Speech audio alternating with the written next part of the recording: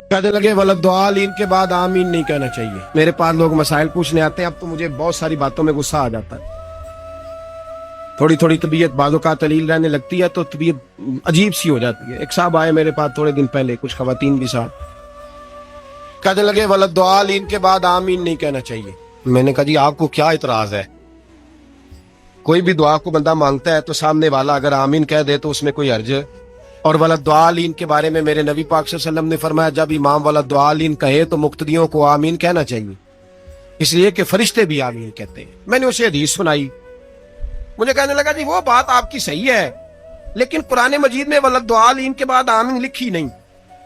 میں نے کہا یار آپ میری بات سمجھے، میں نے آپ کو تھوڑی کہا کہ لکھی ہے، میں نے کہا نہیں لکھی، لیکن حضور کا فرمان ہے جب امام ولدعالین کہے تو مقتدی آمین بولیے، مقتدی آمین کہیں، کہہ دیا تو مان جا۔ کہنے لگا جی یہاں نہیں لکھا۔ میں نے کہا آپ نے قرآن جی سارا پڑھا ہے؟ کہتا نہیں، سورۃ فاتحہ پڑھی ہے۔ میں نے کہا یار تو صرف سورۃ فاتحہ پڑھ کے مفتی بن گیا، صرف سورۃ فاتحہ پڑھ کے تو فاضل عالم ہو گیا بس؟ اللہ کے بندے تو ابھی راہ گزر میں ہے، قید مقام سے گزر۔ کہنے لگا جی نہیں، جب تک لکھی نہیں جائے گی میں نے پڑھنی نہیں۔ میں کہ بہترین حال ہے کہ تو کمرے جو باہر ٹر جا، بہترین حال ہے، ورنہ تیرا علاج میری نظر میں کوئی اور ہے۔